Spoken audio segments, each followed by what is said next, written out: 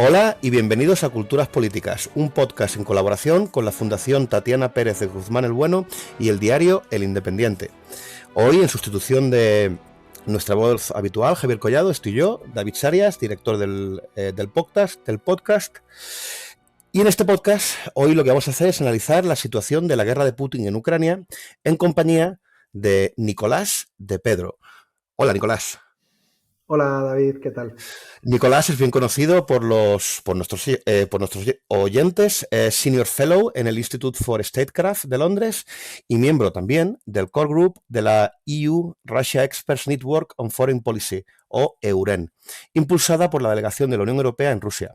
Además, es miembro del grupo de expertos en Rusia del European Center for Excellence for Countering Hybrid Threats. El acrónimo es Hybrid COA. Nico, te tendrías que buscar organizaciones con nombres más cortitos, de verdad, porque me... Además de Nicolás, además de con Nicolás, hoy también contamos con la compañía de Jesús Manuel Pérez Triana, analista de seguridad y defensa y colaborador en medios especializados como la revista Ejército, la revista General de Marina, además de medios generalistas nacionales e internacionales como La Sexta o The Political Room. Además, podéis consultar el trabajo de Jesús Manuel en webs como guerraspostmodernas.com o flancosur.com. Hola, Jesús. Hola, pues encantado. Siendo mi primera vez, pues estupendo de estar aquí con ustedes. Además, quiero que conste ante la audiencia que estamos muy satisfechos y muy contentos con Jesús porque hemos perseguido durante tiempo y somos muy conscientes de que está ahora mismo muy atareado dada la situación en Rusia y su área de especialidad. Así que gracias extras a Jesús Manuel. Y por último, tenemos nuevamente a Álvaro Petit, que es un miembro habitual del equipo de Culturas Políticas, al que nuestra audiencia seguro que conoce, y también le conoce como poeta, periodista y consultor de comunicación. Hola, Álvaro. Muy buenas. Bueno, pues ahora que nos hemos presentado, si os parece bien, podemos analizar en primer lugar la situación en el frente de guerra, que además durante las semanas más recientes se ha modificado sustancialmente después de un periodo de empantanamiento de un periodo inicial de fracaso. Esto lo vimos con Nico, en el que concluimos que Putin, hombre, no había perdido la guerra, pero sí había perdido la guerra que él empezó, aquella fase de relámpago en la que intentó llegar a Kiev mediante tropas aerotransportadas y que fue un monumental fracaso. Hubo una retirada soviética, iba a decir, una retirada rusa, un periodo de estancamiento estoy resumiendo mucho, un periodo de estancamiento de la guerra, y ahora parece que se ha reactivado con una ofensiva ucraniana y ahora aquí ya le pregunto, empiezo por Jesús Manuel, que es nuestro experto en cuestiones militares, lo que parece ser un colapso, pero Jesús, cuéntanos tu punto de vista. ¿Es de verdad un colapso? ¿Qué está ocurriendo en el frente? A ver, el colapso fue muy limitado a una zona muy concreta en el saliente de Izium. A ver, cuando acabó la primera fase de la guerra, de la retirada rusa del norte, concentró todos sus esfuerzos en el Donbass. Y entonces lo primero que intentó fue hacer un embolsamiento de las fuerzas ucranianas a través de la ciudad de Izium, que se estancó. Luego hubo un segundo intento de embolsamiento a través de las ciudades de Yampil y Liman, que también se estancó. Luego hubo un intento de cruce del río Donetsk, que fue machacado repetidamente por la artillería ucraniana, y al final lo que hicieron los rusos pues fue algo muy simple. Venga, asalto frontal a partir de sus líneas desde el 2014 y 2015, pues sí, pues esas líneas hacia el oeste. Bueno, ahí consiguieron avanzar lentamente, pero vamos, estamos hablando de 150 kilómetros conquistados en julio, 450 en agosto, y ahora resulta que los ucranianos han lanzado una contraofensiva que les ha permitido recuperar miles de kilómetros cuadrados en menos de una semana. Esa ofensiva terminó, llegó a sus límites naturales en el río Oskil, en la ciudad de Kupiansk, y ahí hubo unos periodos, unos cuantos días de incertidumbre porque los rusos estaban reorganizando sus líneas en la zona. Aparte, ese fracaso ruso, ese colapso de todo lo que era el saliente de Izium, porque una vez que los ucranianos llegaron a Kupiansk, que era un nudo de ferroviario que alimentaba ese primer saliente que se quedó estancado, el de Izium, las tropas que estaban en Izium se vieron que iban a quedar embolsadas y salieron huyendo, dejando armas y bagajes detrás. Por eso no solamente fue una victoria ucraniana porque liberaron terreno ocupado por los rusos, sino porque hubo una debacle logística. lograron dominar el nudo, los ucranianos consiguieron recuperar el nudo ferroviario de Kupiansk, y los rusos, que tenían un cuartel general de zona en Izium, dejaron ahí todo. Bueno, después de unos cuantos días de incertidumbre, porque se estaban los rusos intentando cerrar las líneas en esa zona, los ucranianos recuperaron, es decir, cogieron otra vez fuerza, dedicaron recursos y avanzaron más allá del río Oskil, que parecía que era la barrera natural donde se iban a establecer las líneas defensivas rusas. Entonces han conseguido cruzar el río Oskil, porque la ciudad de Kupiansk tiene un pie en cada orilla del río, y entonces los ucranianos han avanzado más allá de Kupiansk, y en el sur han cruzado el río Donetsk, han establecido una cabeza de puente, y entonces eso les ha permitido lanzar un ataque desde varios ejes sobre las ciudades del segundo saliente que quedó bloqueado, Liman y Yampil, sobre todo Liman, que está a punto de ser embolsada. Entonces lo que estamos viendo es que por primera vez en mucho tiempo los ucranianos llevan la iniciativa. Los rusos lo están pasando mal, y esto fue lo que precisamente provocó que Putin lanzase una movilización, abramos comilla, parcial, que está llevándose a cabo de forma muy chapucera, y sobre todo, más allá de las ganancias de terreno, es decir, del terreno reconquistado, más allá de las montañas de material capturado, esta contraofensiva ucraniana lo que ha hecho es comerles el coco a los rusos. Y les ha generado esta sensación de ansiedad de qué está pasando aquí. A mí me habían vendido que esto era una operación militar especial, llevamos 7 meses, los ucranianos están recuperando la iniciativa, están usando tecnologías que superan a las rusas, y a pesar de que el estancamiento en el sur, en la zona de la orilla derecha del río Dnipro, o sea, lo que es la bolsa de Jersón, pues los ucranianos están recuperando terreno, llevando la iniciativa y dando transmitiendo una imagen y una impresión de que es posible ganar a los rusos en el campo de batalla y recuperar terreno. Con lo cual, pues esa derrota rusa en Izium ha generado efectos que duran hasta la fecha. Una pregunta, porque has mencionado la logística. A mí hay una frase que me gusta mucho que dice, bueno, los aficionados hablan de estrategia, los profesionales piensan en la logística. Es decir, cómo voy a llevar a los soldados al frente y mantenerlos allí sin que se me mueran de hambre. Y con sus municiones y demás. Hay una pregunta, porque la impresión que tenemos, aparte de la sorpresa inicial, y luego fue la sorpresa todavía más mayúscula siguiente, por la profundidad del avance y la capacidad ucraniana de mantener estas actividades ofensivas. Entonces la pregunta es, ¿en qué medida crees tú que esto es sostenible, incluso a nivel de rotación de unidades en el frente? Tú no puedes tener... ¿Cuánto puede aguantar un soldado en el frente de forma continua? ¿Una semana? Bueno, hasta que el sueño te puede contigo. Bueno, Entonces, ahí van rotando las unidades. Los psicólogos hablan de que son 180 días de operaciones continuas hasta que la mente humana se rompe. Y eso lo vimos, por ejemplo, a los defensores de Severodonetsk, que lucharon como los ucranianos, que estuvieron ahí peleando en el Donbass semanas y meses. Y una vez que se retiraron al oeste del río del Donetsk, y se replegaron de Severodonetsk a Lysychansk, Lysychansk cayó muy rápido. Y la gente se preguntó, pero si fueron capaces de aguantar al otro lado del río. Entonces los ucranianos, un general ucraniano dijo, es que los soldados ya estaban rotos, no solamente de agotamiento mental y físico. Pero entonces no es tanto la capacidad ucraniana de sostener esto. En el norte tiene que ver con que después de haber anunciado durante semanas y, bueno, digo meses, que es una cosa un poco incoherente y un poco absurda desde el punto de vista militar, la gran ofensiva sobre Jersón, los rusos dedicaron enviaron todas las reservas que pudieron a Jersón. Por eso allí la ofensiva ucraniana ha sido dolorosa en el coste y ha sido lenta. Entonces dejaron todo un sector del frente muy desguarnecido. Entonces, esta ofensiva fue una patada en la puerta que dieron los ucranianos y se vino todo el edificio abajo. Yo creo que las circunstancias en ese saliente edición eran muy particulares, y lo que hemos visto es que los rusos no han conseguido consolidar las líneas defensivas una vez que los rusos hicieron tambalear esa primera, es decir, primer saliente, y fueron a por la segunda zona. Entonces, yo creo que no es extrapolable las circunstancias que hemos visto en esa zona.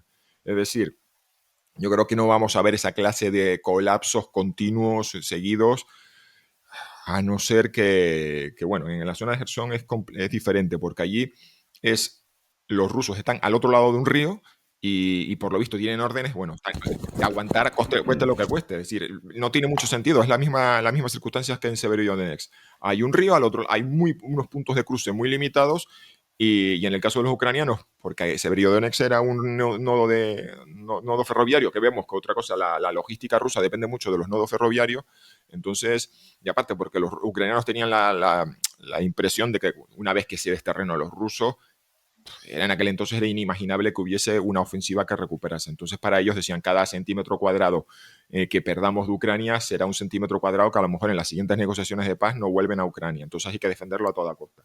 Los rusos están en una tesitura parecida. Esta vez, la verdad que no se entiende muy bien. Dicen que por cuestiones políticas, porque Gerson, los rusos tienen la única capital de provincia ucraniana que ha caído en manos rusas después del 24 de febrero. Entonces, en esa zona lo que vamos a ver, lo que estamos viendo es los rusos están en una bolsa al otro lado de un río con dos puentes en Nova Kajova y en la propia ciudad de Gerson, y esto es una carrera entre los artilleros ucranianos machacando esos puentes y las barcazas que intentan cruzar el río y los zapadores rusos intentando establecer una conexión. Entonces, esto es una carrera a ver quién va a ser capaz de hacer su trabajo más rápido y mejor. La esperanza ucraniana es que en algún momento del futuro esa bolsa de soldados que están ahí no les van a llegar los suficientes suministros para sostener las toneladas de munición, de combustible, de comida, y va a haber un colapso. Pero bueno, eso no tenemos los datos objetivos para saber si están consiguiendo su objetivo de aislar y cortar. Entonces yo digo que no es una cuestión de cuánto pueden avanzar los ucranianos, sino las circunstancias muy particulares allí de donde se han sucedido sus ataques. Nicolás, continuando con la cuestión logística, y además lo ha mencionado Jesús, los suministros.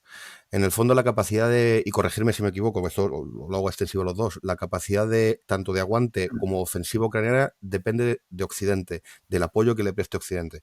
Basta mirar el mapa para ver los recursos ucranianos y los recursos rusos. Entiendo por lógica que, y además en parte el objetivo de la ofensiva era tranquilizar a las opiniones públicas y a los gobiernos occidentales en las puertas del invierno, que es cuando nosotros vamos a empezar a sufrir. ¿Tú cómo lo ves, Nicolás? Primero, haznos un juicio de valor. ¿Quién está apoyando a Ucrania? ¿Quién lo está apoyando en el plano internacional? ¿Quién lo está haciendo mejor?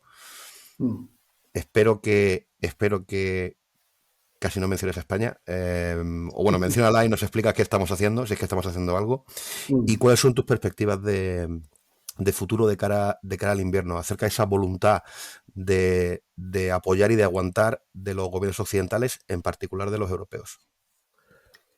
Bueno, pues siguiendo con la exposición tan detallada, ¿no?, que hacía Jesús, yo creo que los ucranianos necesitaban sobre todo cambiar la narrativa, ¿no? Los rusos estaban difundiendo la narrativa de Ucrania no puede ganar, y si recordáis hubo varias columnas, ¿no?, que luego hablaremos de esto, ¿no?, de cómo, digamos, la parte informativa, pero de repente hubo muchas columnas simultáneas en varios países, ¿no?, que básicamente la tesis era la misma. Ucrania no puede ganar, ¿qué sentido tiene continuar para que dentro de unos meses la situación sobre el terreno sea igual, pero haya habido pues cientos o miles más de muertos porque la guerra ha seguido en marcha durante X meses más, ¿no? Entonces Ucrania necesitaba cambiar eso, yo creo claramente, porque para Ucrania la única garantía de paz duradera es recuperar el control total del conjunto de su territorio nacional, ¿no? Y eso incluye incluso Crimea, ¿no? Pero desde luego todas las 4 provincias que ahora mismo están, digamos, en disputa o está en fase activa, digamos. Un momento, Nicolás, sí. Nicolás, Crimea, incluido sí. Crimea. O sea, consideras, y luego si quieres aquí Jesús interviene también, consideras que la garantía de paz, la mejor garantía de paz para Ucrania y por defecto para el resto de Europa, es recuperar los territorios invadidos originalmente por Rusia hace años, Crimea y el Donbass, territorios que Rusia prácticamente está ya reclamando como suyos, como anexionar. Bueno, en el caso de Crimea, práctica y realmente. Y en el caso del Donbass tenemos ahora estos. O sea, ¿tú consideras que la guerra tiene que terminar con Ucrania recuperando los territorios originales, incluido Crimea e incluido el Donbass ocupado? Por clarificar. Claro. Esto. Sí, o sea, yo creo que esa es la solución, desde luego, ideal para Ucrania y creo que es la mejor opción para Europa. Ahora, si va a pasar o no, no lo sé, claro, pero Pero desde luego, desde la perspectiva ucraniana, esa es la única solución o la única que garantiza que puede haber una paz duradera con Rusia. Si no, la perspectiva es que si el conflicto, digamos, se congela en sus términos territoriales actuales y se mantiene en el tiempo, que eso va a ser una herencia para las siguientes generaciones. O sea, no sabemos si volverá a tener una fase activa, pues, dentro de X meses o años, pero desde luego va a ser algo que va a estar ahí, que heredarán las siguientes generaciones y que será un motivo de permanente fricción entre Rusia y Ucrania, y que entonces será un asunto que seguirá siempre latente, ¿no? O sea, que desde la clave ucraniana es esa. Si consiguen expulsarlos, Rusia finalmente aceptará la existencia de Ucrania, y eso es la única garantía de, porque aquí lo que está en disputa en última instancia es el derecho de Ucrania a existir y de la propia identidad nacional ucraniana. O sea, esto es lo que el Kremlin ha estado disputando de forma activa estos últimos meses. O sea, que esa es su perspectiva, ¿no? Entonces ahora, lo que explicaba Jesús, ¿no? Claro, el incentivo para los ucranianos es continuar, ¿no? Seguir adelante, en la medida de sus posibilidades, por supuesto, pero seguir adelante, aprovechar el momento. Entonces, con esa dinámica favorable o ese impulso favorable en su lado, para Ucrania los países clave siguen siendo 3. 2 es muy seguro que se van a mantener, el tercero es el más dudoso y es el más importante, que es Estados Unidos, ¿no? Para ellos, evidentemente, el respaldo en términos de suministros de armamento como de respaldo político y diplomático de Estados Unidos es clave. Los otros 2 países son el Reino Unido y Polonia. En el caso del Reino Unido y Polonia, en fin, es prácticamente seguro que se va a mantener sin ningún cambio, digamos, su respaldo incondicional a Ucrania. En el caso del Reino Unido, yo diría que incluso en el supuesto de que hubiera un cambio de gobierno, ¿no? En algún momento que haya elecciones y que lleguen los laboristas al poder, yo no esperaría ni siquiera en ese caso que hubiera un cambio drástico o muy significativo con respecto al apoyo del Reino Unido a Ucrania. En el caso de Polonia, igual. Y en el caso de Estados Unidos, es muy firme en ocasiones, pero también es variable y depende también de quién tome la palabra, ¿no? Dentro de todo el ecosistema político americano. Bueno, pues a veces es más tibio, más firme, están más claros los objetivos, menos claros, o sea que ahí puede haber fisuras. Y yo creo que ese es uno de los incentivos del Kremlin para tratar de perforar ahí, porque yo creo que lo que está intentando ahora el Kremlin es, después de lo que explicaba Jesús, ¿no? De, digamos, esta debacle en la zona de, digamos, de Kharkiv, ¿no? Y aunque se mantiene ahí en Gerson, que lo están manteniendo a toda costa, el Kremlin necesita ahora al revés. Son ellos los que necesitan recuperar la iniciativa, cambiar la dinámica, ¿no? Ahora hablaremos de la movilización que viene de eso, y sobre todo generar la percepción de que viene una gran escalada o de que hay riesgo de una gran escalada que puede afectar a más, y yo creo tratar de intimidar, inquietar o generar temor, inquietud, pánico entre la población y gobiernos europeos fundamentalmente, para que estos gobiernos a su vez convenzan a los americanos, que son menos fácilmente intimidables que los europeos, para que pongan presión para que Ucrania acepte negociar en los términos que quiere Moscú ahora. Porque yo creo que en este momento Putin quiere o necesita una salida relativamente rápida y manteniendo lo que tiene. O sea, ahora se va a conformar en este momento, temporalmente lo que tiene le vale. O sea, es una victoria que de momento lo puede presentar como una victoria, que es lo que necesita para ganar tiempo, ¿no? Y entonces, ¿qué países son ahí vulnerables? Bueno, pues Alemania, Francia, Italia ya veremos, España, bueno, me preguntabas España, bueno, pues España, a ver, adopta un perfil relativamente bajo, ¿no? Y que no va a ser particularmente proactivo ni de liderazgo y que aceptará un poco por donde venga el viento europeo. Y para España el viento europeo es exclusivamente el eje franco-alemán, ¿no? Que tampoco existe ahora realmente, o sea que es más por un lado Francia y por otro Alemania, que tienen puntos de coincidencia obviamente, pero también serias discrepancias, ¿no? O sea que este es un poco el panorama, yo creo, hoy en este momento. Álvaro. Sí, yo os quería plantear, porque entre la intervención inicial de Jesús y la tuya de ahora, Nico, claro, para los que no somos expertos, lo que nos queda es, después de lo que habéis dicho, es la sensación de que hay un agotamiento por parte de Rusia y de que están en una cierta deriva de resistencia, más por generar la percepción que comentabas de iniciativa que por una capacidad real. Y luego que no sé, y es lo que os traslado, si el escenario de la guerra o el escenario del conflicto, de la resolución del conflicto, que está buscando Putin no es tanto el conflicto militar, sino la presión para una mesa de negociación. Por el sufrimiento o las penalidades que pueda provocar en la población occidental a través fundamentalmente del suministro de gas, y por la generación de corrientes de opinión a través, bueno, pues de la desinformación, en fin.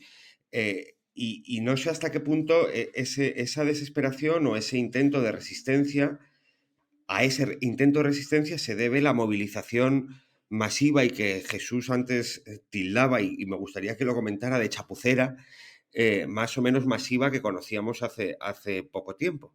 Entonces, si pudierais comentar, porque creo que son ejes que para la opinión pública española se entremezclan a menudo y no son fácilmente comprensibles. Bueno, si quieres empiezo yo rápidamente. A ver, los términos en los que definió, en los que estableció Vladimir Putin la movilización era: llamamos a 300.000 reservistas que son o bien veteranos de guerra, perdón, militares, ahí son contracniques, gente que fue militar profesional y que participó en conflictos como los de Chechenia, como los de Siria, como los de Georgia y que ahora pues están en la empresa pública de funcionario o lo que sea. Y entonces, pero no han perdido la condición de reservista, es decir, condición de reservista que eres movilizable, estás ahí en una base de datos que allí son fichas de cartón, por cierto, que no sé ni siquiera es una base de datos. Y te llaman las Fuerzas Armadas para que vuelvas a tu unidad porque tienes esa experiencia. O bien personas que hicieron el servicio militar obligatorio en alguna unidad muy especializada y que supuestamente tienen un conocimiento. Personal que sirvió en las unidades de artillería, sistemas antiaéreos, y que con unas semanas de refresco van a volver a recuperar su capacidad. Y esto lo hacía Vladimir Putin porque los halcones les estaban diciendo que esto que es, que nos han dado una paliza a los ucranianos y que esta guerra se está prolongando. Es hora de que nos remanguemos y que esto lo terminemos de una vez. No tanto para resistir, no, sino para dar un puñetazo en la mesa y recuperar la iniciativa y acabar la guerra. Lo que pasa es que yo lo que he dicho es la teoría. En la práctica, y esto es algo que están incluso otra vez denunciando los mismos halcones, se ha hecho una chapuza. Se ha llamado al primero que pasaba por... O sea, se ha enviado a la guerra al primero que pasaba por allí. Se le ha dado notificación de movilización a gente que se detuvo por protestar contra la guerra, a gente a los que han cazado al vuelo en el transporte público. Hay ciudades donde las movilizaciones han funcionado a base de cuotas. Mandamos a 2.000 tíos y cuando ya hemos llegado a 2.000 ya está. Y se estaban quejando los halcones de que gente que sí tenía voluntad y ganas de ir a la guerra, pues se la había mandado a su casa diciendo no, y aquí ya se ha cubierto el cupo. Y dentro del cupo aleatorio de gente, se ha enviado gente con diabetes y problemas de visión, gente... O sea, personas discapacitadas, personas con problemas de salud, se ha enviado a gente de empresas clave. Es decir, han llegado, yo he visto, compartido en las redes sociales, que pensé que, bueno, te lo puedes creer o no te lo puedes creer, hasta que lo han denunciado los halcones. Le están llegando órdenes de movilización a personal de empresas estratégicas, o sea, de la industria de defensa o del sector energético.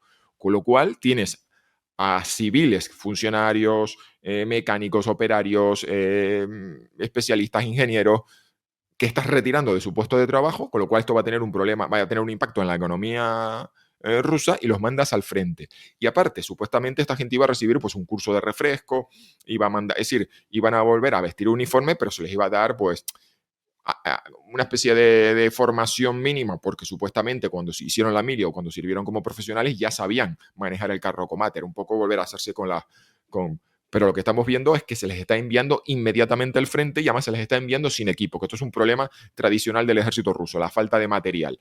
Hay gente que en menos de 7 días ha recibido la orden de notificación o llegó ahí a la unidad y en menos de 7 días ya cayó prisionero o muerta. Entonces, aquí ya no siquiera estamos hablando. Entonces, la perspectiva de Rusia va a recuperar terreno, porque los rusos llevan diciendo el estancamiento ucraniano en Gerson en cualquier momento. Lo que yo decía que era una carrera entre los zapadores y los artilleros, ellos en su cabeza, bueno, vamos a estabilizar Gerson y esto lo vamos a utilizar de plataforma para una gran ofensiva que nos permita apoderarnos de la franja costera de Ucrania, que es uno de los objetivos estratégicos de Rusia, que es apoderarse de los puertos de Mykolaiv y Odessa. Con lo cual, ya Ucrania sería un país mutilado sin acceso al mar. Esto tendría serias consecuencias para la economía ucraniana. Bueno, Eso era el plan original. Y lo que estamos viendo es que entonces tenemos una movilización chapucera en el que se va a impactar la economía de Rusia. 2, se está enviando gente que no tiene formación. 3, se le está enviando una circunstancia que va a ser una carnicería. Entonces, lo que era la gran solución de Putin, en la práctica, va a ser un problema para Rusia. Y vamos a ver cuando empiecen a llegar los famosos ataúdes metálicos. Perdón, Jesús. Esto que estás describiendo es por incapacidad del Estado ruso de hacer una movilización en condiciones, o porque esa movilización es un gesto y no una intención real A de ver, ganar la la orden salió de Putin, lo dijo claramente. Hay que llamar hay que llamar a los expertos, al personal cualificado y a los veteranos de guerra. En ningún caso se van a llamar a estudiantes universitarios y si es personal muy, muy concreto. En la práctica se ha hecho una movilización aleatoria. Vladimir Solovyov, que es uno de los, es un tertuliano, presentador de un programa en el canal Rusia 1, que es un halcón y que es famoso porque cada vez que salen en las redes sociales un trocito de una tertulia rusa suele ser su programa. Llamaba literalmente y decía que los que estaban al mando de esta movilización eran idiotas. Es decir, que esto es una vergüenza porque está al mando de idiotas. Y por favor, el comandante en jefe, ponga orden, aquí hay que cortar cabezas. Yo creo que esto simplemente es el reflejo de la gran chapuza y el gran problema estructural del Estado ruso, porque las Fuerzas Armadas siempre son un reflejo de la sociedad. Es decir, no hay una sociedad virtuosa y unas Fuerzas Armadas chapuceras o una sociedad o al revés, no son compartimentos estancos. Es raro que haya un país donde las Fuerzas Armadas funcionen como un reloj, como una institución prusiana y luego el resto de la sociedad. No, suelen ser un reflejo. Si hay mucha corrupción, si hay mucho autoritarismo, si hay, todo el aparato militar ruso es el reflejo del contexto putinista en el que opera. Y de hecho, una de las cosas que se quejaba Solovyov era que había funcionarios del Ministerio de Defensa cobrando sobornos para excluir gente de las listas de movilización. Eso los llamaba cretinos. Y hay cretinos ahí fuera y además denunciaba que los movilizados no tenían el material adecuado y les decía, ojo, cuidado a los militares que han estado gracias a la corrupción, apropiándose de los fondos o revendiendo material, porque hoy en día todo el mundo tiene cámara en su móvil y vamos a empezar a ver denuncias de lo mal que está todo. Entonces yo no creo que simplemente Putin ha dicho, yo creo que en un sistema de la cúspide del Kremlin, ahora ya hay por ahí quien dice que el pobre Putin es una víctima, que no se está enterando de la guerra, ya dijo Kadyrov, el líder checheno, si hace falta yo voy a Moscú a explicarle al comandante en jefe que no le está llegando la información. Entonces la orden ha llegado de arriba, pero la maquinaria es un robot oxidado, chapucero con un montón de escapes que pierde aceite por todos lados. Pero eso es lo que ha pasado con toda la guerra. Es decir, la brillante operación militar que describía algún militar español retirado que comenzó la guerra, vimos ahí que se estrelló en las afueras de Kiev y decían los soldados, me acuerdo, hay un famoso vídeo de un soldado ucraniano de operaciones especiales y dice, tenemos suerte de que sean tan estúpidos, como diciendo, nosotros tenemos unas limitaciones de personal, material y demás, menos mal que estas hordas que vienen, olas y olas de soldados rusos son tan incompetentes. Entonces yo creo que, además, es una cosa curiosa, que hay como una minoría de expertos en Rusia que llevaban como años diciendo, yo lo llevo diciendo de toda la vida, ustedes han montado una película de lo que era la maquinaria, que es verdad, y además entre los expertos en temas militares, si hubiésemos tenido esta conversación en enero, yo te hubiese dicho, la artillería rusa, impresionante, las capacidades de ciberoperaciones rusas, ojo, cuidado con los hackers, que nos van a dar una sorpresa, los hackers rusos, la guerra electrónica, madre mía, un país de unas capacidades avanzadísimas, y ahora mismo nos estamos riendo hasta de la Fuerza Aérea Rusa y diciendo, pero inexistente, porque estas cosas no podrían haber pasado en un país que tuviese una fuerza aérea competente y preparada. Ves ahí los vídeos de las columnas blindadas ucranianas y diciendo, y los ucranianos ahí grabando, y dices tú, pero ¿dónde esto en unas circunstancias de guerra estarías detrás de un arbusto mirando al cielo? Entonces, no es que Putin ha decidido hacer una cuestión cosmética, ha sido que le han dado una orden que era coherente, pues esta maquinaria oxidada llena de fugas y de problemas, pues ha dado lo que ha dado. Esto, Nicolás, lo he dicho bien, Nicolás. Por resumir un poco lo que ha dicho Jesús, y te lanzo a ti ahora la continuación, mi impresión es que tenemos las disfunciones propias del sistema del ejército todavía soviético de ir a la masa. Jesús ha dicho una cosa que me llama mucha atención, las famosas cuotas. Yo tengo que rellenar una cuota de 1000 soldados y me da igual quienes sean, el perfil que tengan, la adecuación, yo tengo que mandar 1000 soldados porque si no en Moscú se me enfadan. Además me da igual que sean soldados, ventanas que coches. tengo que mandar 1000 unidades. Y luego los coches no arrancan, las ventanas no cierran, pero da igual, tengo que mandar 1000. Esto es muy soviético. Pero tenemos un ejército que ya no es el ejército de movilización de masa soviético, que eso ya no te funciona. Porque ya tenemos un ejército que es mucho más pequeño y que no tiene ni siquiera, por lo que yo he podido ver, me corregís, que es que no tienen la capacidad burocrática de movilizar de forma eficiente a todos estos reservistas nuevos. Luego tenemos el peor de los dos mundos. Rémoras soviéticas y un ejército que no se ha terminado todavía de modernizar. Esto es un problema que además la palabra la ha utilizado Jesús, estructural. Esto no va a ser un problema que lo resuelven en un cuarto de hora. Esto es un problema que les cuesta la guerra, porque les corregir esto es un esfuerzo de años, de rehacer toda la estructura militar y económica, o Jesús decía, la sociedad en su, yo creo que no tanto, pero bueno, la sociedad en su conjunto. Y luego añadir una última cosa, porque me ha llamado mucho la atención, Jesús, y te le añado a la pregunta. Como yo no soy especialista en cuestiones militares, para esto soy un aficionado, pero sí lo soy en ciencia política. Y cuando los especialistas como Jesús en lo militar consideran a Rusia, al ejército ruso, el segundo del mundo, yo me acuerdo que a mí no me salían las cuentas. Porque Rusia tiene un GDP como el español, más o menos. Un poquito más. Y está en la Liga de Italia, Brasil, Canadá y Corea del un pasito por encima, ¿no? El Valencia y el Barça, si quieres, por hacer una analogía. Y con el presupuesto militar ruso tienen que mantener todo el aparato nuclear, que es costosísimo, más unas fuerzas mucho más grandes que las por lo menos en papel, que las españolas. A mí no me salían los números. Y mirando la capacidad naval, que Jesús sabe por qué, es una cosa que a mí me obsesiona, la capacidad naval. Yo comparaba las fuerzas navales rusas con la de cualquier potencia análoga y yo veía que aquello era un tiro de papel, que es que Rusia la en botellas. Simplemente las fuerzas navales no tiene una capacidad homologable a cualquier país como ellos se presentaban. No sé si me estoy explicando con claridad. Esto es otra cuestión también estructural.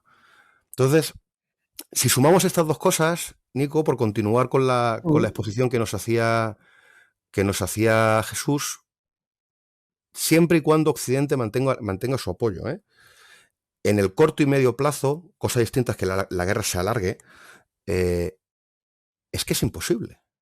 Es que no pueden ganar. Podrán mantener las posiciones, pero lo tienen realmente complicado para recuperar el terreno perdido y rehacerse de las pérdidas, porque recordemos que han perdido sus fuerzas más operativas. Entonces, no sé si esto tú también lo ves así o querrías añadir algún matiz, o he dicho alguna tontería, que puede ser. Insisto que yo no soy especialista en... No, para nada. A ver, sí, o sea, y como dice Jesús, ¿no? Está claro que esto es un reflejo de problemas estructurales que tiene el régimen ruso y la sociedad rusa, donde hay unos problemas muy profundos y donde hay un salto muy grande de 2 o 3, 4 ciudades y el resto del país. Ahí hay unos saltos, o sea, en Rusia todavía mucha gente que no tiene retrete en su casa. O sea, es decir, que esto hay un porcentaje entre el 15 y el 20% en algunas zonas. O sea, que esto hay unos saltos ahí muy, muy profundos de desarrollo, ¿no?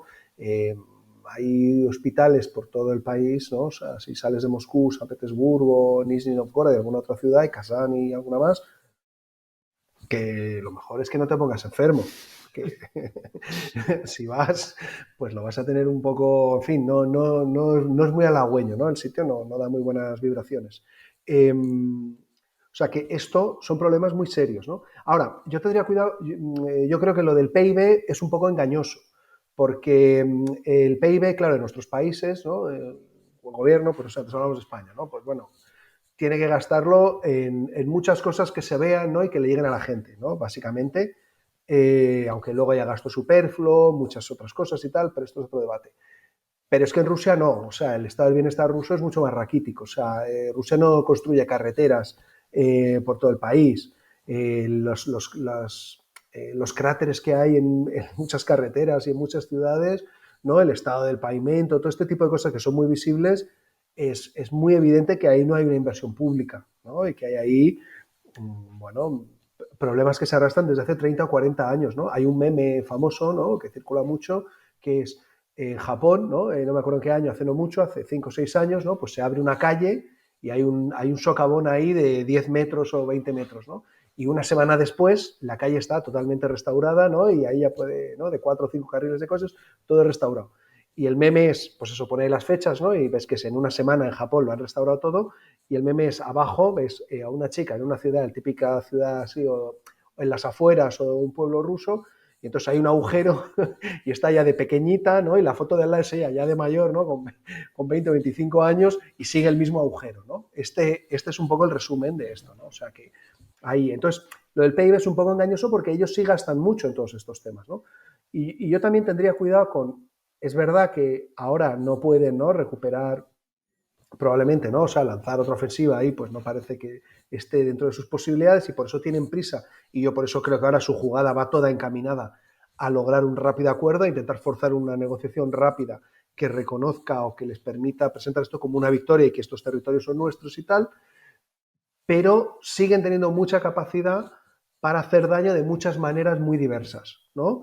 Y para generar mucho ruido, y en eso gastan mucho, que sigue siendo poco proporcionalmente con lo que tienes que gastar para hacer mucho daño y ruido fuera, ¿no? O sea que yo ahí tendría cuidado con ellos porque siguen siendo, yo creo que siguen siendo un adversario o un potencial enemigo a tener muy en cuenta, ¿no? O sea que pueden encontrar muchas maneras con las que hacer daño porque su forma de pensar es mucho y su forma de actuar es mucho más agresiva y su cálculo de riesgos y de costes asumibles es muy diferente que el nuestro, ¿no? El nuestro enseguida, bueno, pues solo la posibilidad de que hubiera que bajar la calefacción en casa ya se presentó como el apocalipsis, ¿no? O sea que nuestro nivel, nuestra tolerancia al riesgo, a la molestia como sociedad es muy baja, ¿no? Y la de ellos es más alta, ¿no? Y van a jugar con esto y además que hay que tener en cuenta también que a partir del 24 de febrero el régimen de Putin es otro. O sea, ahora ya es una dictadura pura y dura. O sea, y ahí ya no hay dudas. Ya no deja ningún margen, ya no hay ningún espacio abierto, ¿no? Entonces ellos confían en que van a poder controlar la situación y que pueden aguantar más que nosotros, ¿no? Ese es su cálculo. Si están en lo cierto o no, esto lo dirá el tiempo. Pero ese es su cálculo. La movilización, que efectivamente pues, ha sido, como que nada, Jesús, ¿no? En algunos casos extremadamente o sorprendentemente chapucera, ¿no? Y que toda la corrupción que hay, todas las ineficiencias, todo se está viendo con mucha nitidez. La movilización es una respuesta a todas estas debacles de las últimas 2 o 3 semanas, la necesidad de cambiar la narrativa, la dinámica y también, yo creo, un reflejo evidente de que Putin tiene preocupación, inquietud con lo que pueden ser los halcones del ecosistema del Kremlin, porque no puede lidiar mucho tiempo con esas imágenes de soldados rusos huyendo y dejando ahí todo el material y esto se descompone. Y ahora si queréis, que comentábamos antes en la introducción, o la cumbre de la Organización de Cooperación de Shanghái en Samarcanda, que fue hace 2 semanas, ¿no? El 15-16 de septiembre, ahí yo creo que hay 2 mensajes que también lo que estamos viendo es una respuesta a eso, ¿no? Por un lado, el pequeño tirón de orejas de Xi Jinping y Modi, China e India, más moderado que lo que probablemente ha transmitido la prensa occidental, ¿no? En algunos titulares que yo creo que no era tan... O sea, tenía un poco de tirón de orejas, porque a ellos lo que les preocupa es que pierda, o sea, que hay una debacle, no es un escenario que contemplen con entusiasmo. Entonces, digamos, lo que se han hecho es urgirle públicamente a que, digamos, encuentre una solución cuanto antes. Y luego otra cosa que pasó más desapercibida en general, pero que a mí me parece tremendamente relevante, y es, si recordáis estas imágenes de Putin teniendo que esperar delante de las cámaras a que llegara el presidente kirguís, el tayiko, el uzbeko no fue a recibir al aeropuerto, mandó al primer ministro. Esto, que aquí nos puede parecer una cosa un poco menor, ¿no? Esto es una gran afrenta. O sea, esto es una osadía. Antes era Putin el que hacía esperar a todo el mundo, incluido el Papa, horas a veces, y ahora le hacen esperar y de encima delante de las cámaras. Y esto es peligroso para él, porque no es una anécdota. Si en Bishkek o Dushanbe le pueden tomar poco en serio o perderle el miedo y el respeto, o sea, para ellos respeto es el miedo, entonces su posición dentro del Kremlin está en una posición de mayor debilidad. O sea, esto es algo que él no puede aceptar, ¿no? O sea, que no puede permitirse que ser percibido como débil y que a mí aquí no me tienen miedo, ¿no? Y esto, todo lo que estamos viendo estos días es una respuesta, yo creo, a todo esto, porque necesita cambiar la dinámica.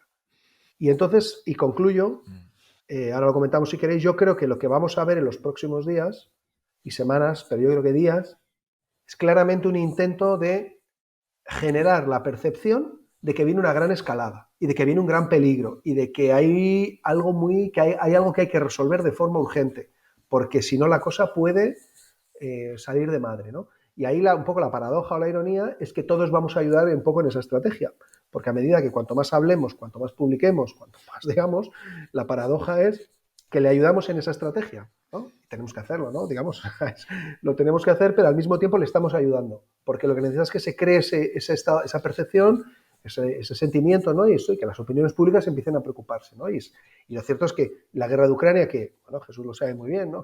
Que había ido cayendo en el interés informativo de los medios, ¿no? Que pasó del pico marzo, abril, ¿no? Todo el rato, empezaba a caer, ¿no? Ya no tiene tanta presencia, sobre todo en las teles, ¿no? Porque ya les parece que es algo que es repetitivo, que ya no engancha tanto a la audiencia. Ahora ha vuelto, ¿no? Entonces, con esto ya ha conseguido que otra vez es un tema que está en el debate. Y eso le ayuda en su estrategia diplomática, que yo creo que esa es su jugada más que aspirar a recuperar, ¿no? Y no digamos conquistar toda Ucrania, que yo creo que ahora mismo, pues como comenta Jesús, me parece que es un objetivo que está fuera, no está al alcance. O sea, no desde un mínimo de análisis realista no está al alcance de sus posibilidades. Pero Un segundo, Álvaro, continuando con esto, porque es que va en la misma línea. Al mismo tiempo, porque además lo de las faltas de respeto, yo creo que si no recuerdo mal, esto lo empezó Erdogan, que se la hace ya un par de meses, porque le devolvió la jugada a Putin, esto de hacerle esperar, y parece que se empieza a expandir entre los países más alejados del bloque occidental, ¿no? Que son dentro de los que Putin esperaba tener más apoyo. Y esto ocurre al mismo tiempo que Armenia y Azerbaiyán tenemos un reinicio de un conflicto que parecía que Putin tenía congelado. Y al mismo tiempo, y aquí por esto me gusta teneros juntos a los dos, con vuestras respectivas áreas de especialidad, yo estoy viendo imágenes, bueno, yo todo el mundo, de reclutas rusos a los que se les dan Kalashnikov oxidados.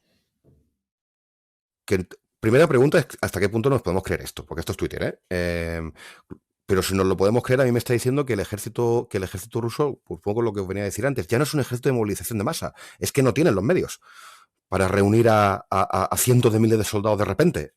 No tienen los fusiles. Olvídate ya de formar a la gente.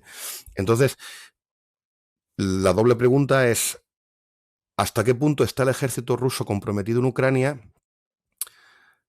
de tal forma que no le permita, que le bloquee la capacidad de reacción en otros frentes, que se le pueden ir abriendo? Y en paralelo está la dimensión militar. ¿Qué puede hacer? Que les pregunto esto a Jesús. Y luego, Nico, ¿hasta qué punto se nos puede ir de madre? Además, yo recuerdo que esto lo vimos en la primera vez que viniste. ¿Hasta qué punto se nos puede descontrolar el centro de Asia? Que es una zona que ahora mismo nadie está mirando ahí. Estamos mirando Ucrania. Y donde empieza a haber fuegos que de repente aparecen es en Azerbaiyán, en Georgia, en sitios que se nos escapan y que ni siquiera ponemos en el mapa. Entonces, no sé si la pregunta se me ha entendido, Sí. porque las hago muy mal. Empezamos por la parte... Sí, yo sí lo hago súper rápido, 20 segundos y se lo paso a Jesús. Lo de Armenia y Azerbaiyán, para mí fue, o sea, más bien, el ataque que decidió lanzar Azerbaiyán contra el territorio armenio fue un claro reflejo o un claro indicio de que claramente lo que estaba pasando en Ucrania era una derrota severa de los rusos estas semanas, porque ellos vieron, los rusos ahora están recibiendo y no están para hacer nada, pues esta es mi oportunidad, aprovecho y lanzo un ataque contra Armenia. Y esto para Rusia le deja una posición de franca, o su credibilidad se ha visto francamente erosionada, porque Armenia empezó a atacar Azerbaiyán atacó territorio propiamente armenio, no del Alto Karabaj. Y siempre Rusia había dicho que el Alto Karabaj era un poco una cosa excepcional o un caso aparte, pero que ellos eran garantes de la seguridad de Armenia, que si alguien atacaba territorio armenio, entonces sí que la Organización del Tratado de Seguridad Colectiva y sí que Rusia era garante. Y ahora Rusia se ha desentendido, o sea que su credibilidad queda seriamente erosionada. Y eso conectado con la cumbre de Samarcanda, pues es un claro reflejo de que la derrota rusa o el cataclismo ruso, si se produce, puede tener un efecto sísmico, claro, a lo largo y ancho de Eurasia. O sea que sí, esto es una variable importante. Es que creo que los tayikos también se han desmarcado criticando a Putin en unos días Bueno, el recientes, que ¿no? el que se ha desmarcado claramente y está ahora con una postura, diríamos así, un poco en broma, ¿no? En plan torero, es Tokayev, el kazajo. O sea, esto sí que ha sido realmente porque él sí ve claramente que están en riesgo, o sea, toda la estrategia nacional de Kazajstán, que descansa en la idea de yo voy a tener buenas relaciones con todo, voy a ser el mejor amigo de Rusia, pero también voy a ser un excelente amigo de Estados Unidos, del Reino Unido, de Francia, de Alemania, de China, de Irán, de Arabia Saudí, de todo el mundo. Yo me voy a llevar bien con todo el mundo. Y eso lo ve claramente en riesgo y además, añadido a eso, que tanto en el Kremlin como en Kremlin de forma más velada, pero en las tertulias estas que comentábamos, cada vez de forma más explícita, se habla alegremente también de absorber Kazajstán, ¿no? De comerse Kazajstán, quedarse la mitad del país, los kazajos no tienen derecho a tener un país y no sé qué. Entonces él ha visto que hay claramente hay un riesgo muy fuerte y se ha puesto en una dinámica o en una posición muy fuerte y ha encontrado, esto también pasó antes de la cumbre de Samarcanda, Xi Jinping antes de ir a Samarcanda paró en Astana, yo me resisto a llamarlo Nur Sultán, y además es con toda probabilidad va a recuperar su nombre de Astana, la capital de Kazajstán. Paró Xi Jinping allá y lanzó un mensaje súper claro. Apoyamos la integridad territorial de Kazajstán, Kazajstán es nuestro gran amigo, nos encanta Kazajstán y que nadie se meta en los asuntos internos de Kazajstán. Esto no iba destinado ahora mismo. Ahora no era un mensaje que yo estuviera lanzando a Occidente porque no hay nadie en ningún. En fin, todo lo contrario. Era un mensaje muy evidente para Moscú, ¿no? O sea, que ahí hay una partida muy interesante y este es el que más se ha puesto. Es que el caso de los kirguises y tayikos, Kirguistán y Tayikistán tienen mucha dependencia de Rusia. O sea, que fue bastante sorprendente que les pareciera que era hasta divertido, digamos, ¿no? Darse el gusto de por una vez. Porque ellos, o sea, los centroasiáticos en general, cuando van a Moscú, les tratan, digamos, no les dan el trato que ellos reciben en otras partes como se supone que se le da a un dignatario extranjero. ¿No? Les tratan un poco más como el presidente de comunidad autónoma que viene a la capital, para entendernos, ¿no?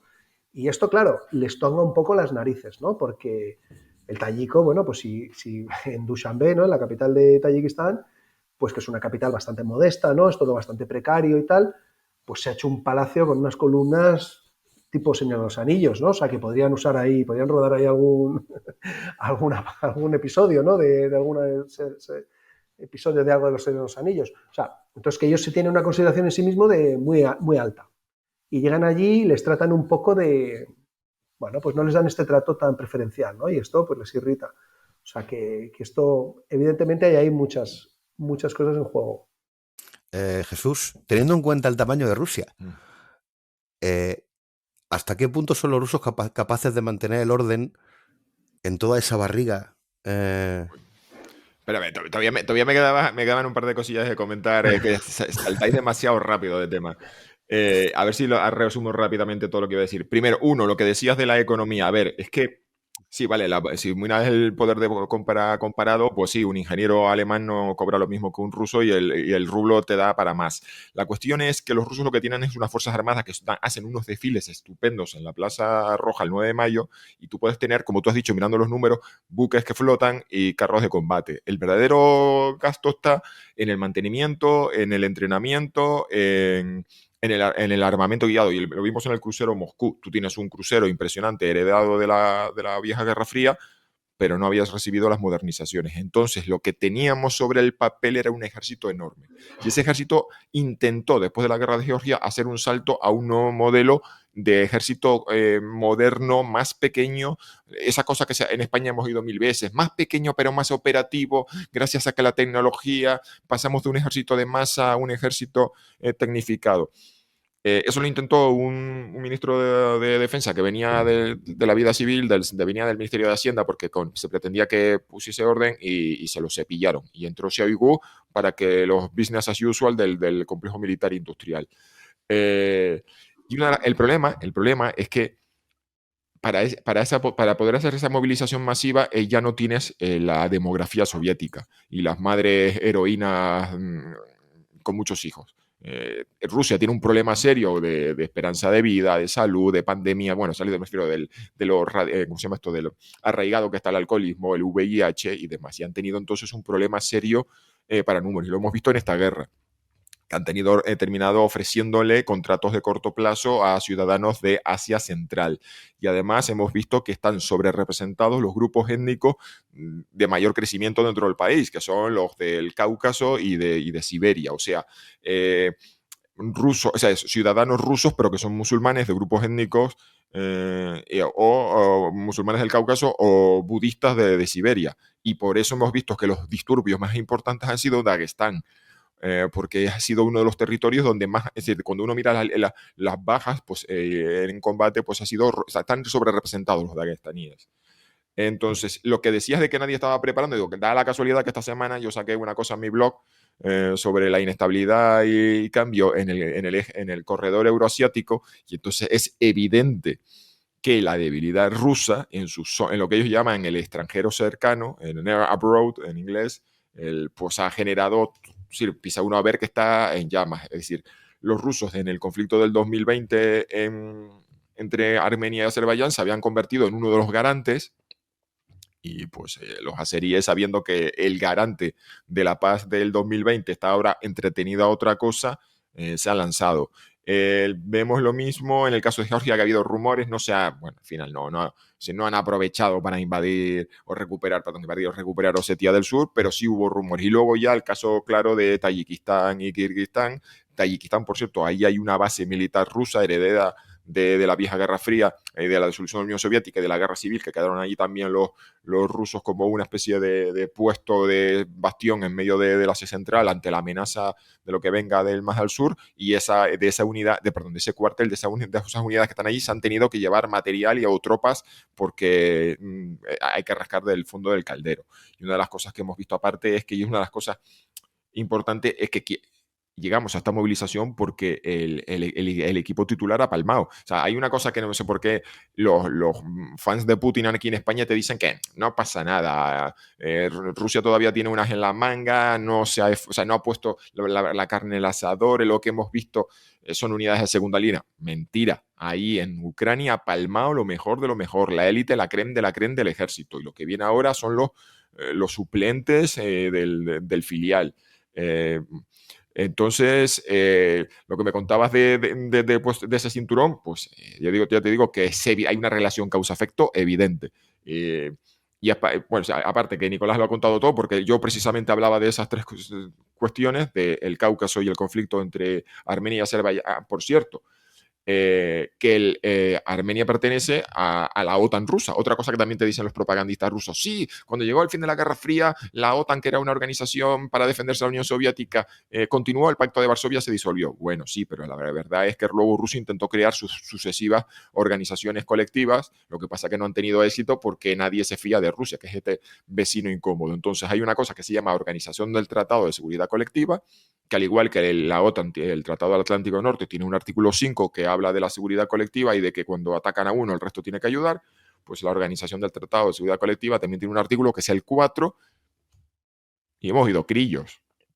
O sea, Armenia podía haber apelado a ese artículo 4 de están atacando mi territorio, ya no es un enclave dentro de Azerbaiyán, que resulta confuso y ambigua la situación. No, es una situación clara de ataque sobre el territorio armenio. ¿Y qué ha dicho la Organización del Tratado de Seguridad Colectiva? Vamos a enviar observadores.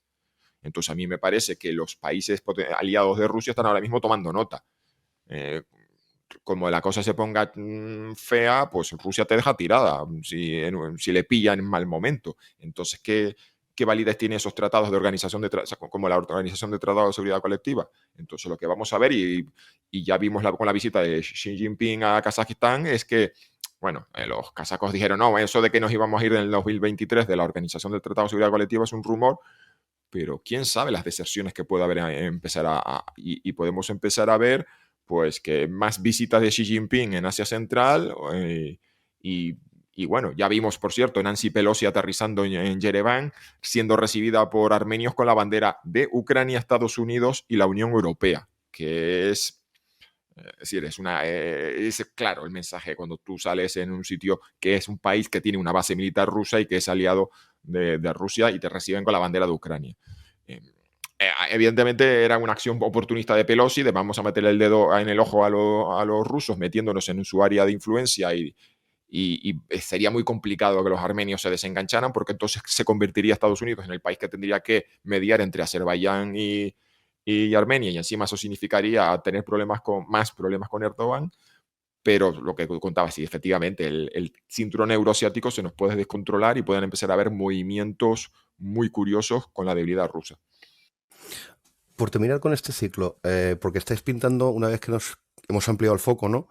Estáis poniendo una fotografía cada vez más apocalíptica, o me lo parece a mí, porque, o por lo menos hay dos posibilidades que son realmente alarmantes. Una, como decíamos al principio, las fuerzas convencionales rusas, un desastre. Vosotros me confirmáis que no solo no pueden controlar Crimea, la guerra en Ucrania, es que ya han perdido el control ya de la frontera oriental, digamos, de toda esa barriga del Cáucaso. Y aquí hay dos posibilidades. Una, tirar de la amenaza nuclear. Medvedev lo tenemos haciendo unas declaraciones que yo quiero pensar que son enloquecidas.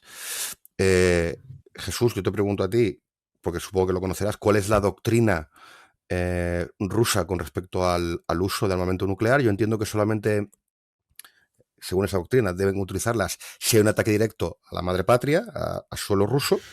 Pero con una salvedad. Si la diferencia fundamental entre Occidente y Rusia es que en Occidente aquí se dice que las armas nucleares son de último recurso y una respuesta a un potencial amenaza nuclear. En Rusia se dice, después considerando la doctrina militar de 2014 y el documento sobre la política de uso de armas nucleares del Estado ruso del 2020, dice que se usan las armas nucleares. Sí, hay un enemigo que ataca Rusia con armas nucleares.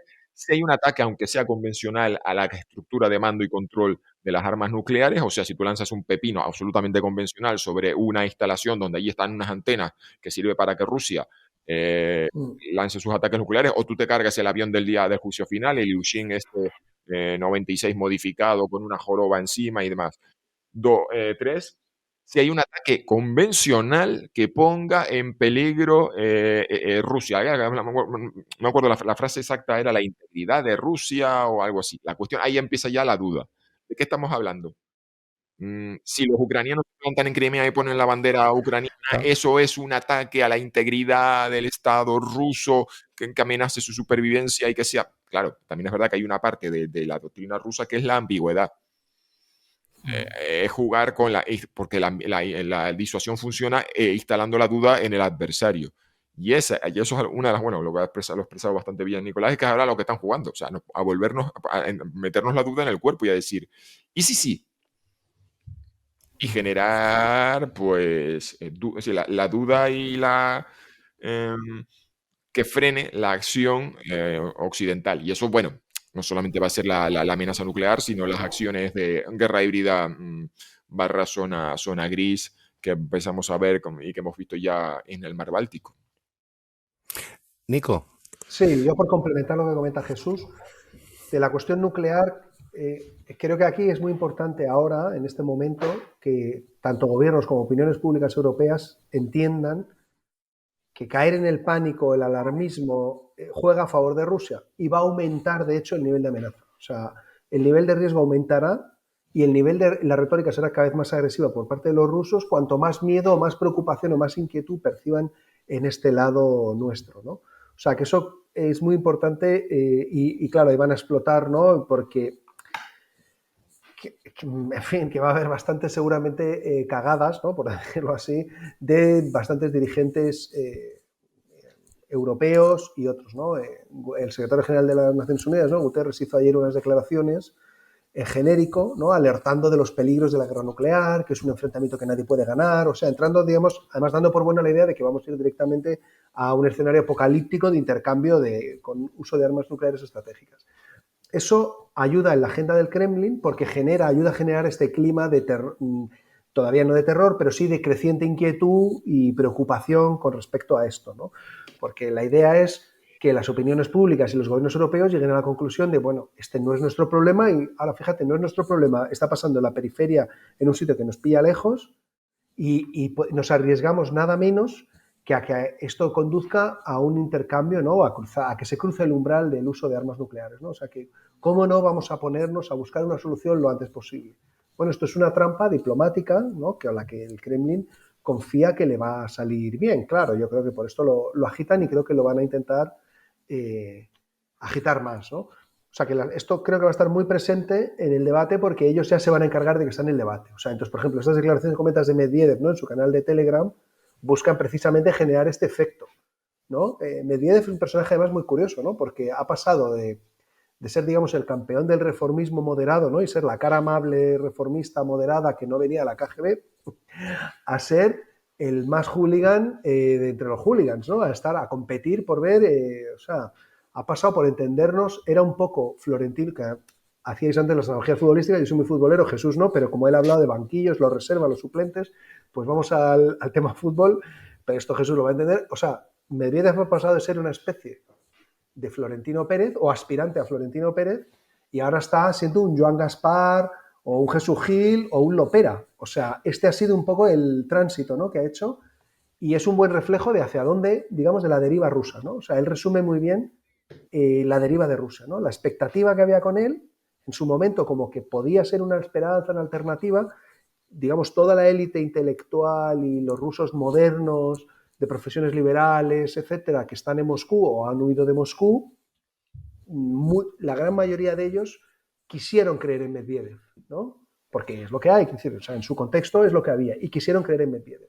Y por eso Medvedev es ahora una figura tan detestada por la mayoría de los rusos, ¿no? Y digamos, en todo el ambiente, digamos, los que pueden simpatizar con Navalny, con su movimiento, Medvedev es un personaje que genera particular inquina precisamente por esto, ¿no? Porque era alguien en el que habían creído o depositado algunas esperanzas, ¿no? Y este tránsito que ha hecho y ahora, bueno, pues es nada menos que compitiendo con Patrushev a ver quién dice la mayor, a ver quién suelta la barbaridad más grande o la cosa que resulta más amenazante e inquietante, ¿no? Este es su papel.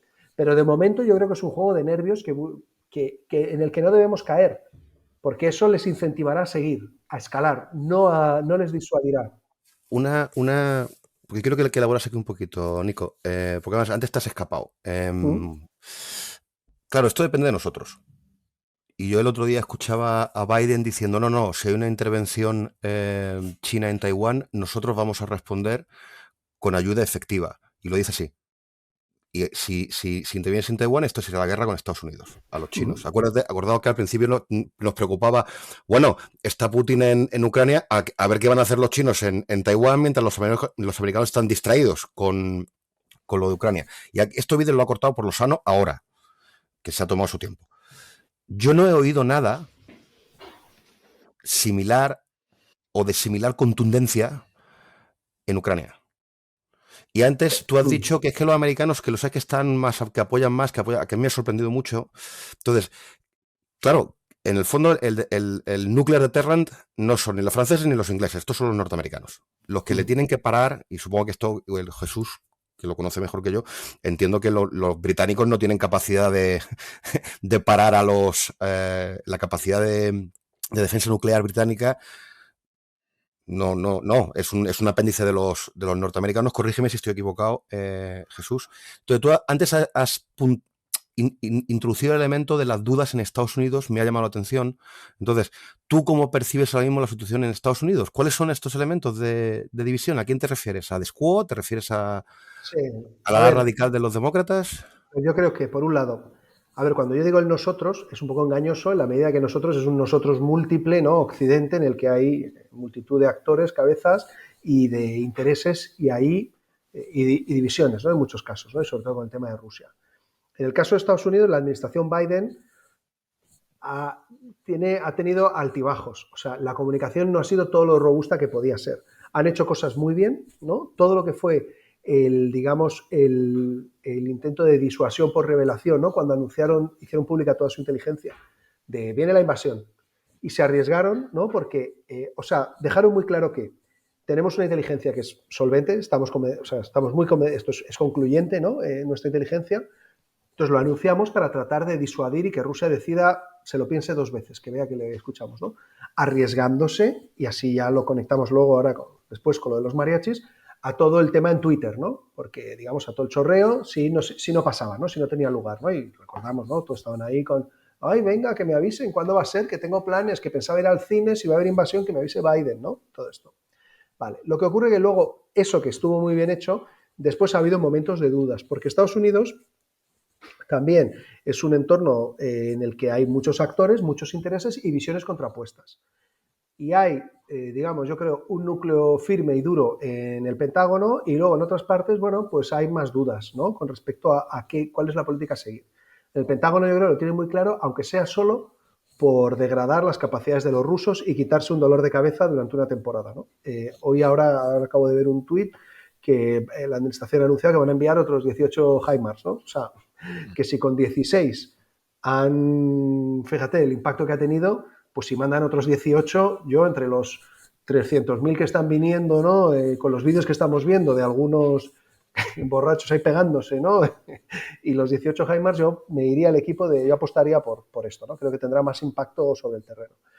Pero en Estados Unidos hay fisuras, y hay fisuras que tienen también que ver con si miramos a Taiwán, si miramos solo al Indo-Pacífico, si esto nos distrae o si esto forma parte, digamos, del mismo esquema o de la misma partida, ¿no? Y hay quienes piensan que esto es un elemento de distracción, que es un poco para entendernos como si fuera como Afganistán o Irak, teatros secundarios que no es prioritario, que nos distrae de otros esfuerzos, ¿no? Entonces yo creo que estas tensiones están ahí. Luego hay, como comentas, ¿no? Hay la parte del ala radical del Partido Demócrata y luego el ambiente Trump. O sea, antes mencionaba Jesús a Solovyov. Solovyov ahora se pasa el día poniendo vídeos también del Tucker Carlson, de la Fox. O sea, que hay ahí una amalgama impensable hace 5 o 10 años, pero que ahora hay un continuo ahí, ¿no? De interacción entre actores dentro de Rusia, dentro de Europa y de Estados Unidos, ¿no? Una interacción ahí compleja y que no juega siempre a favor de lo que yo entiendo son los intereses del mundo euroatlántico, ¿no? De las potencias euroatlánticas. Entonces, si hay fisuras en la comunicación y en lo que haga Estados Unidos, eso es una baza que los rusos van a explotar al máximo. Y la comunicación a veces no ha sido del todo robusta. Entonces, con el tema nuclear, yo creo que lo que me comentaba, bueno, hace unos meses, ¿no? Un diplomático americano de alto nivel, ¿no? O sea, ¿cómo consideraba él que tenía que ser la comunicación? ¿No? Pues retirado ya. Pues básicamente, un mensaje muy sencillo. Nosotros tenemos armas nucleares, nosotros también tenemos armas nucleares y las nuestras sabemos con certeza que funcionan y están operativas. Ya está. Es verdad que no queremos descubrir, no queremos entrar en esa fase de descubrir si las de los rusos funcionan o no. Preferimos quedarnos con la duda, preferimos quedarnos pensando que son invulnerables y que son altamente destructivas, ¿no? Ya está. Es mejor no comprobarlo y no llevarnos, aunque luego nos pueda ser que no estén en perfecto estado de revista o de operatividad, ¿no? Pero ahí hay fisuras en Estados Unidos, igual que las hay en Europa. Y esto es un elemento clave. Y por eso yo creo que toda la jugada va en vistas a poner esta presión, generar esta presión diplomática para que esto a su vez vaya contra los ucranianos. Ahora bien, creo que esto tiene poco recorrido en el sentido de que yo creo que los ucranianos es que tampoco van a parar. O sea, los ucranianos no tienen incentivo para parar. Y su incentivo es para seguir y esto va a ser muy... En fin, no veo que esto pueda tener éxito tal como creo que lo plantean los rusos, pero que van a poner toda la carne en el asador para eso. Como ya saben nuestros oyentes habituales, David y Álvaro son propensos a explayarse más de la cuenta, así que he tenido que aparecer a poner un poco de orden. Dejamos aquí el programa de hoy y lo que nos quedará para comentar queda para el siguiente programa. Muchas gracias a Nicolás de Pedro, a Jesús Pérez Triana, a Álvaro Petit, a David Sarias. Recuerden que pueden suscribirse a Culturas Políticas en las principales plataformas de podcast y también en YouTube. Y pueden contactar con nosotros a través del Twitter, @culturpol, y el correo electrónico info@culturaspoliticas.es. Nos reencontramos en unos días para terminar de analizar la situación geopolítica en el conflicto de Ucrania y cómo el liderazgo de Putin puede afrontar una crisis interna de unas dimensiones que nunca antes ha atravesado y con qué apoyos está contando en el extranjero. Las distintas ramas políticas que están apoyando y siguen apoyando de alguna manera al gobierno de Putin. Hasta la próxima.